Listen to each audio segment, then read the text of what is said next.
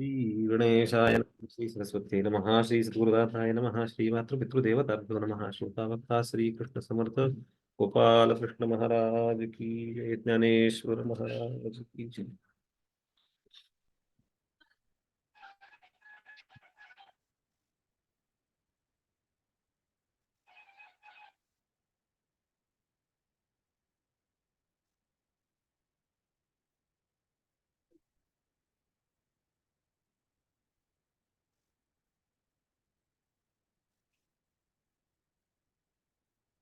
आणि आता चांगदेव ज्ञानेश्वरांच्या पायापाशी आलेले आहेत.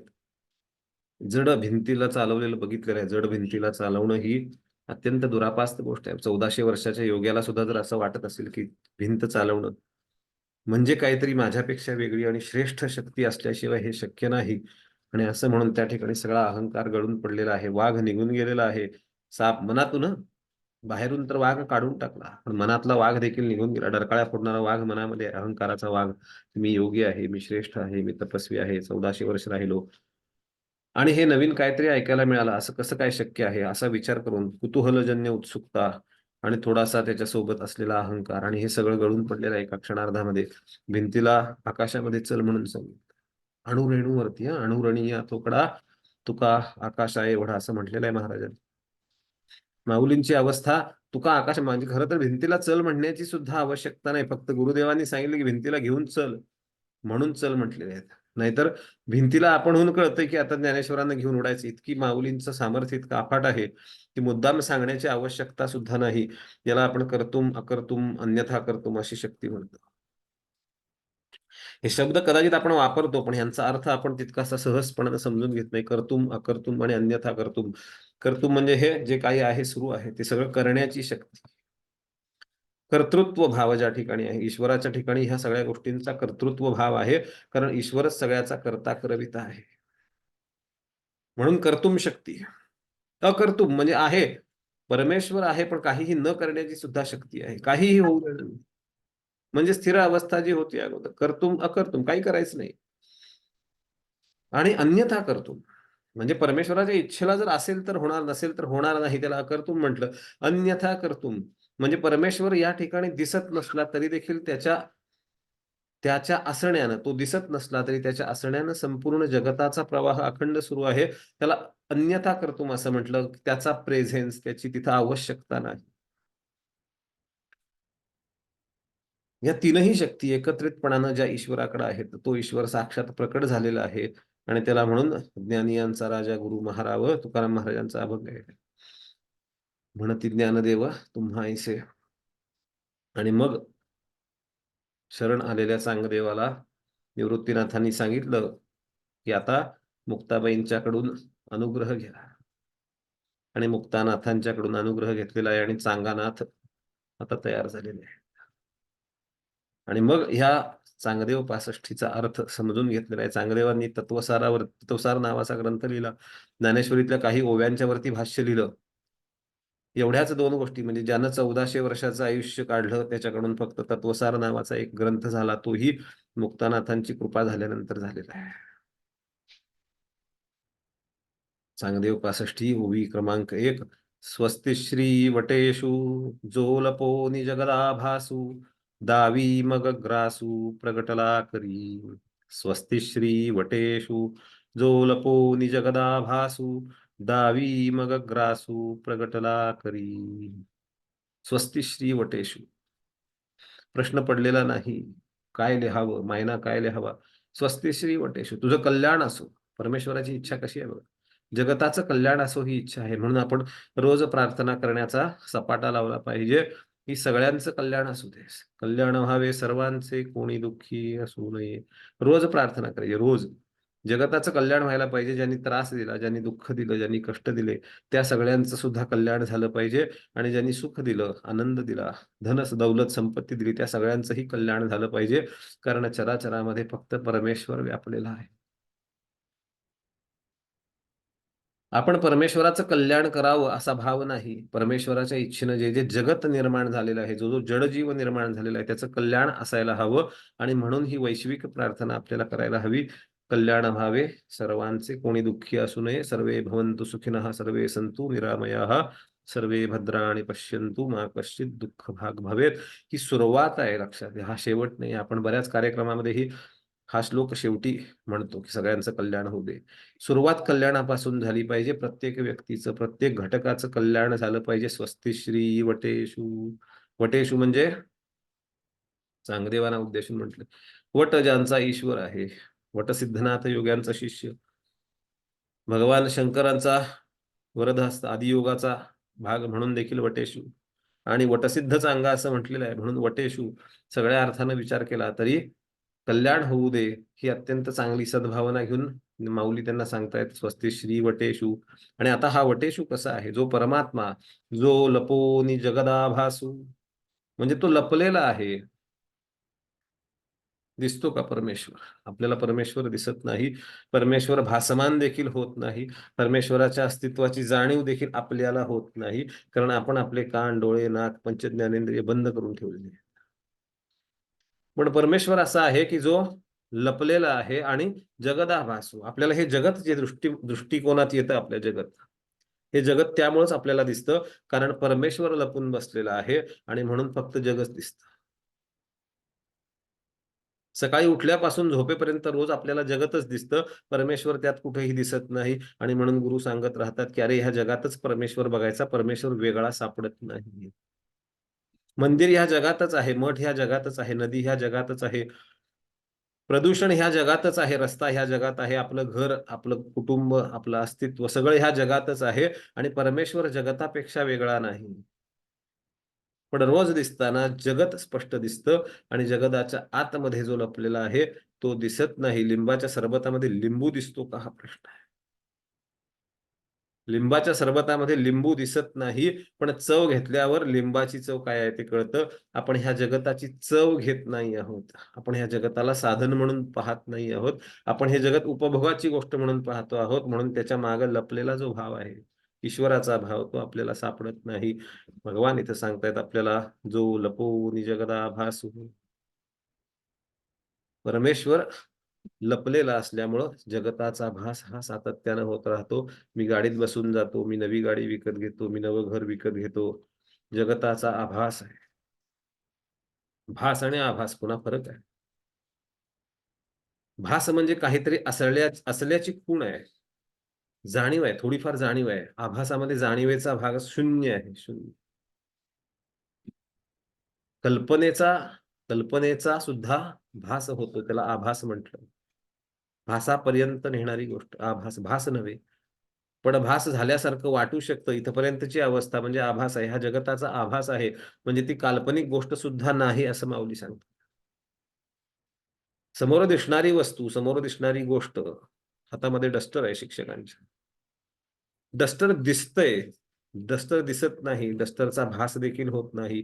डस्टर हे आभासी आहे, शिक्षक हा देखील आभासी आहे, आणि बोर्ड, फलक जो आहे फळ्यावर ज्या लिहितात तो देखील आभासी आहे. संपूर्ण जगत हे आभासी आहे. आपण ज्या माध्यमातून जोडले गेलेलो आहोत हे माध्यम देखील आभासी आहे. आपल्याला भास होत नाही, पण सत्य देखील नाही. आता आपण एकमेकांच्या समोर या माध्यमातून ज्या बोलत आहोत, हे माध्यम आभासी माध्यम असं मानलं जातं, कारण या ठिकाणी भास होत नाही, पण प्रत्यक्ष देखील होत नाही. अशी जी अवस्था आहे त्याला आभासी असं म्हटलं. परमेश्वर असाच आहे, जो लपोनी जगदाभासू, तो लपलेला आहे. वाटतंय तर प्रत्यक्ष असल्यासारखं, पण बघितलं तर प्रत्यक्ष काहीही दिसत नाही. म्हणून त्याला जो लपोनी जगदाभासू असं म्हटलं. दावी मग ग्रासू प्रगटला करी. प्रगटला करी म्हणजे हातामध्ये आला. अवघड गोष्ट आहे परमेश्वर हातामध्ये सापडणं. म्हणजे परमेश्वर दृष्टिगोचर होणं ही अवघड गोष्ट आहे. अरे अरे दिसला मला, आता पकडून ठेवतो त्याला. इतकी सोपी गोष्ट नाही. दिसला तरी देखील तो क्षणार्धात लपून निघून जाईल. तसं वाळूमध्ये शिंपले चमकत असतात रात्रीच्या वेळेला, चंद्रमा पूर्ण चंद्राच्या प्रकाशामध्ये. त्या पूर्ण चंद्राच्या प्रकाशात चमकणारा शिंपला आत्ता जो चमकला तो पुढच्या क्षणाला चमकताना दिसत नाही. पहिला कुठे गेला म्हणून शोधला तर सापडत नाही. परमेश्वर तसा आहे, प्रत्येक ठिकाणी चमचमतो आहे. प्रत्येक मनुष्य मात्रामध्ये चमकतो आहे, प्रत्येक प्राणी मात्रामध्ये चमकतो आहे, प्रत्येक जड जीवामध्ये चमकतो आहे. जड जीव म्हणजे म्हणजे जीव आणि जड या दोन्ही गोष्टींच्या मध्ये परमेश्वर चमकतो आहे. पण प्रत्येक क्षणाला वेगवेगळ्या ठिकाणी चमकल्यामुळे मूळचा शिंपला कुठला होता हे जसं सापडत नाही, त्याचप्रमाणे परमेश्वर हातात आपल्याला पकडता येत नाही. प्रकटला करी आणि मग जर तो सापडला, तर काय होतं? दावी मग ग्रासू म्हणजे जो काही आभास प्रकट झालेला आहे, त्या प्रकट झालेल्या आभासाचा ग्रास करून टाकतो. म्हणजे जे काही आपल्याला भासात्मक दृष्टी, हे जड जीव जगत सगळं जे दिसतं, ह्या सगळ्या जगताचा निराश होतो. मायेचा निराश होतो, समूळ निराश होतो. असंग शस्त्रेण दृढेन चित्वा परमेश्वर सापडल्यानंतर ते शस्त्र मिळाल्यासारखं होतं आणि आपोआप ह्या संपूर्ण जगताचा ऱ्हास होतो, नाश होतो. जगताचा नाश होतो म्हणजे जगत तसंच आहे. आपल्याला समजतं की हे जगत जे जाणवत होतं, ते खरं तर जाणवत नव्हतं. आपण त्यामध्ये स्वतःला घातल्यामुळे ते जाणवायला लागलं होतं. आता मी स्वतःला बाहेर काढला. मला परमेश्वर सापडल्यानंतर मी ह्या जगतामध्ये राहू शकत नाही. आणि मग आपोआप जगत निघून गेलेलं आहे. जगत आहे तिथंच आहे, पण आपल्या मनापासून, आपल्या संकल्पापासून, आपल्या चिकटण्यापासून निघून गेलेलं आहे. म्हणजे ह्या संसाराच्या वृक्षाला आपण जे धरून बसलेलो होतो, त्याच्याऐवजी आता परमेश्वराला आपण आकळलेलं आहे. परमेश्वर आकळलेला आहे. आणि परमेश्वर आकळल्यानंतर हे झाड सोडल्याशिवाय दुसरं झाड धरता येत नाही. म्हणून परमेश्वराचं झाड धरलं, की संसाराचं झाड आपल्या कवेमधून आपोआप निघून जातं. तर माऊली या ठिकाणी सांगतायत, की परमेश्वर कसा आहे, जो स्वतः लपला, की जगाचा आभास दाखवतो आणि ज्यावेळेला प्रकट होतो, त्यावेळेला आपोआपच जगताचा आभास नष्ट होतो. जसं रात्र निर्माण होते, रात्रीच्या वेळी अंधाराचा आभास होतो. अंधार होतो का वस्तुतः? विचार करा, अंधाराला अस्तित्व नाही. अंधार होतो का? तर अंधार होत नाही. पण ज्यावेळेला सकाळी सूर्य निर्माण होतो, त्यावेळेला अंधाराचा आभास जो झालेला आहे, तो नष्ट होतो. कारण अंधार हा आभासच असू शकतो. अंधाराला अस्तित्व असू शकत नाही. ज्या क्षणी आपण त्या ठिकाणी असतो, त्या ठिकाणी अंधार असू शकत नाही. म्हणून मायना लिहिताना सुद्धा चांगदेवांचं चांगल्या पद्धतीनं त्यांनी उद्बोधन केलं, की "स्वस्ती श्री वटेषु" तुझं कल्याण असो. पण वटेश म्हणताना शंकराचं नाव सांगितलं, चांगदेवांच्या गुरूचं नाव सांगितलं आणि ह्या सगळ्यांचा अभ्यास करून चांगदेवांना कल्याण व्हावं असा आशीर्वाद दिला. म्हटलं तर आशीर्वाद दिला, म्हटलं तर प्रेम दिलं. जो ज्याला जसं समजायचं तसं समजून घेऊ शकतो. आणि हे लिहिण्याचं कारण एवढंच होतं, की चांगदेव हा आजही बालकासारखा आहे. चांगदेव हा आजही बालकासारखा आहे, कारण तो कोरा आहे आणि कोरं पत्र पाठवायला तो लाजलेला नाही. सगळ्यात महत्त्वाची गोष्ट आहे. आणि म्हणून जो आत्मस्वरूप आहे, तोच व्यक्ती दुसऱ्याला आत्मस्वरूपाची जाणीव किंवा त्या दृष्टिकोनातून संबोधन करू शकतो. आणि ज्ञानेश्वर हे आत्मज्ञानी आहेत. नावच आहे ज्ञानेश्वर, ज्ञानदेव, ज्ञाननाथ. आणि त्यामुळं मी तुझं कल्याण करतो अशी भावना नाही.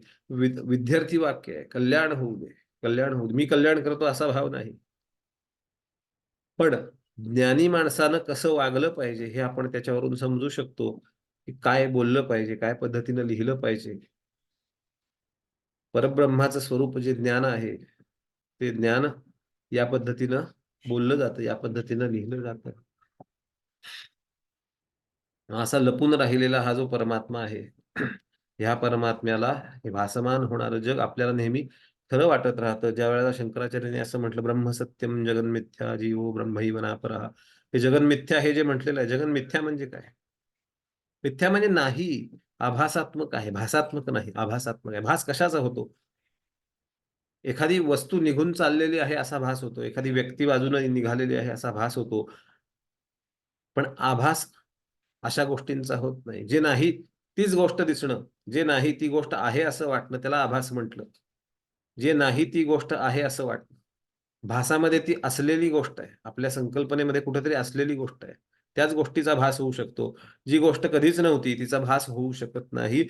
तसं जगत हे संपूर्ण आभासात्मक आहे. म्हणून जगन्मिथ्या असं म्हटलं, ब्रह्म सत्यम. पण इथं गंमत अशी आहे, की अज्ञानी माणसाला किंवा सामान्य माणसाला हे जगन्मिथ्या, जगन्मिथ्या असं सांगितलं तर समजू शकत नाही. तो त्या ठिकाणी आसक्त राहीलच, कारण अज्ञान आहे. आणि म्हणून आत्मज्ञानाच्या संयोगानं हा भास जो आहे, हा जगताचा भास नष्ट होतो जगताचा आभास नष्ट होतो, जगत नष्ट होत नाही. जसा आरसा फुटून गेला, तर आरशामध्ये जे दिसत होतं ते निघून जाईल. पण जे होतं ते मात्र तसंच राहील. त्याच्यामध्ये जगामध्ये काहीही फरक पडणार नाही. म्हणून भास आणि आभास हे दोन्हीही निघून जाणारे आहेत, मिथ्या आहेत. हे ज्ञानी माणसाला समजतं, अज्ञानी माणसाला कळत नाही. मग माऊली ज्ञानेश्वरीमध्ये काही ठिकाणी याचा उल्लेख करत आहेत. "तू जया प्रतीलपसी तया विश्व हे दाविसी, प्रकटतै करसी अवघेच तू." म्हणजे ज्यांना परमेश्वर मिळाला नाही, मला असं वाटलं, की मला परमेश्वर प्राप्त झालेला नाही. म्हणजे काय झालं? तर परमेश्वर कुठं लपलेला आहे का? येस, परमेश्वर लपलेला आहे. परमेश्वर लपलेला आहे आणि माझ्यासाठी तो व्यक्त झालेला नाही, प्रकट झाला नाही. म्हणजे माझ्या जाणीवा, माझा अभ्यास तितका पूर्ण पडला नाही. म्हणून मला परमेश्वर लपलेला आहे असं दिसतं. "तया विश्व हे दाविसी, प्रकटतै करसी अवघेच तू." म्हणून ज्यांच्याबरोबर तो प्रसन्न झालेला असतो, त्यांना मात्र परमेश्वराचं दर्शन होतं. अन्यथा आपल्याला सगळं विश्व जे आहे, ते विश्व हे आभासात्मक आहे असंच दिसतं. पण जो ज्ञानी आहे, ज्याला प्रत्यक्ष परमेश्वर भेटला, त्याला मात्र परमात्मा सगळ्या ठिकाणी भरलेला आहे, हे जाणवायला लागतं. आता गंमत सोन्याच्या अलंकारांची आपण गंमत बघू शकतो. आपण सोन्याच्या दुकानात गेलो, की आपण दागिने बघतो, सोनं बघत नाही.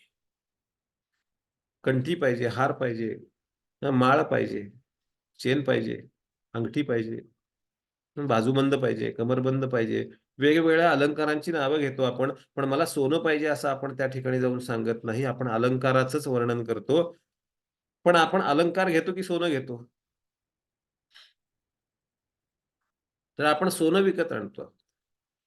अलंकार ही त्या सोन्यावर केलेली नक्षी आहे. तसंच जगत ही भगवंतावर केलेली नक्षी आहे. ही नक्षी कधीही बदलता येते. जर मुशीमध्ये घातलं सोनं, की त्यावरची नक्षी निघून जाते आणि पुन्हा नवीन नक्षी घडवण्यासाठी सोनं मूळ स्वरूपामध्ये तसंच राहतं. तसं ही जगत म्हणजे ईश्वरावर केलेली नक्षीकाम आहे. म्हणजेच परमेश्वर हा संपूर्ण जगताच्या रूपानं सगळ्या ठिकाणी नटलेला आहे. पण आपल्याला हे समजत नाही. भ्रम निर्माण होतो, की मी दागिने विकत आणले हा भ्रम आहे. माऊलींनी किंवा तुकाराम महाराजांनी त्याच्याही पेक्षा पुढे जाऊन सांगितलं, "सोने नाणे आम्हा मृत्तिके समान." हे दोन्ही एकसारखंच आहे असं सांगितलं. सोनं, नाणं, पैसा, अडका, माती सगळं एकसारखं आहे. का एकसारखं आहे? कारण सोनं हे मातीतूनच येतं. संपूर्ण जगताची उत्पत्ती पंचमहाभूतातून आहे आणि त्यातलं महत्त्वाचं भूत म्हणजे पृथ्वी आहे. त्याच्यामुळे त्याचं स्वरूप दिसताना वेगळं दिसलं, तरी देखील त्याच्यामध्ये भेद नाही. ही दृष्टी ज्याला आली, दावी मग ग्रासू अशी अवस्था झाली. ही दृष्टी मिळाल्यानंतर दावी मग ग्रासू अशी अवस्था तयार होते. संसारः परमार्थः अयं संलग्नः स्वात्मवस्तुती असं म्हटलं. संसारः परमार्थोऽयं संलग्न स्वात्मवस्तुती म्हणजे हा भ्रमकारक आहे. संसार आणि परमार्थ एकमेकांशी संलग्न आहे. म्हणजेच परमेश्वराच्या ठिकाणी संसार दिसायला लागणं. ईश्वराकडे गेल्यानंतर आपल्याला असं वाटतं, की काहीतरी मागितलं पाहिजे. माझा बिझनेस वाढला पाहिजे. 100% वाढला पाहिजे. परमेश्वरा मी 20% तुला देतो, 10% तुला देतो. ईश्वराकडे गेल्यानंतर ईश्वर दिसत नाही. ईश्वराच्या ठिकाणी जगत दृष्टिगोचर होतं. हा आपल्याला झालेला भ्रम आहे, भ्रांती आहे. ईश्वराच्या ठिकाणी गेल्यानंतर आपल्याला असं वाटतं, की आता मुलगा झाला पाहिजे. 4 मुली झालेल्या आहेत. 5वा मुलगा झाला पाहिजे. रोज भांडणारी बायको सुधारली पाहिजे असं वाटतं. बायकोला वाटतं, की नवऱ्यानं माझ्यावरच प्रेम करायला हवं. ती जाते देवळात. परमेश्वराकडे गेल्यानंतर काय दिसतं? तर परमेश्वराकडे गेल्यानंतर आपल्याला फक्त संसार दिसतो. त्याला ही संसाराची भ्रांती असं म्हटलं आणि हा जगताचा मूळ भ्रम आहे. आणि मग ती कशानं नष्ट होते? विद्येनं केवळ ती नष्ट होऊ शकते. अध्यात्म विद्या विद्यानां वादः प्रवदतामहं भगवद्गीतेमध्ये म्हटलेलं आहे. म्हणजेच जे जग दिसतं ते खऱ्या अर्थानं जगत नसावं. रामदासांनी पण भरपूर ठिकाणी असाच उल्लेख केलेला आहे आपल्याला पाहता येतो दासबोधामध्ये. सगळ्या ठिकाणी परब्रह्म संचारलेला आहे आणि त्या ठिकाणी विकार झालेला नाही. विकार झालेला नसताना सुद्धा वेगळं झाल्यासारखं भासणं, त्याला आभासात्मक ते भ्रमरूप असं म्हणतात. आणि म्हणून दावी मग ग्रासू ज्यावेळेला तो प्रकट होतो, त्यावेळेला ह्या सगळ्या भ्रमाचा नष्ट होतो. नाश पावतो आणि अंतर्बाह्य सगळीकडे परमेश्वर भरून राहिलेला असतो. तो ज्यावेळेला आपल्याला कळतो 9व्या अध्यायामध्ये राजविद्या राजगुह्य योगामध्ये ह्याचं वर्णन केलेलं आहे. ते आतबाहेर मिया कोंदले जग निखिल माझेची ओतले. आत बाहेर मी या कोंदले, आत आणि बाहेर मीच भरून राहिलेलो आहे. जग निखिल माझेची ओतले. निखिल म्हणजे अखिल, संपूर्ण जगत हे दुसरं काहीही शिल्लक नाही, माझ्या विना दुसरं काहीही शिल्लक नाही, असं भगवान त्या ठिकाणी सांगतायत आपल्याला. परंतु आपल्याला हा भ्रम निर्माण होतो. प्राण्यांच्या कर्मगतीमुळं दुर्दैवानं आपल्याला परमेश्वर न दिसता जगत दिसायला लागतो. जगत दिसायला लागतं आणि जगतामुळं हा भ्रम निर्माण होतो. ईश्वराचं ज्ञान नसल्यामुळं, ईश्वराविषयी श्रद्धा, आस्था, विश्वास नसल्यामुळं फक्त जगाचंच दर्शन घडतं. आणि म्हणून काय करायला पाहिजे? भगवंताच्या चरणावरती आपण आपल्याला रममाण केलं पाहिजे. म्हणजे आपोआपच अंतर्बाह्य ईश्वर साकारला जाईल आणि हा भ्रम जो आहे, हा भ्रम नष्ट होईल. दावी मग ग्रासू प्रगटला करी आपल्या हातामध्ये प्रकट झाला, समोर दिसायला लागला, की मग करतलामल अमलक असं म्हटलेलं आहे. हातावरती ठेवलेला आवळा जितका स्पष्ट आहे, शंकराचार्यांचं स्तोत्र आहे हस्तामलकांनी केलेलं. हस्तामलकाचार्य. जगत कसं दिसतं, ब्रह्म कसं दिसतं? हातावर ठेवलेल्या आवळ्यासारखं इतकं सुस्पष्ट दिसतं ब्रह्म. अशी भावना आहे, अशी जाणीव आहे त्या ठिकाणी.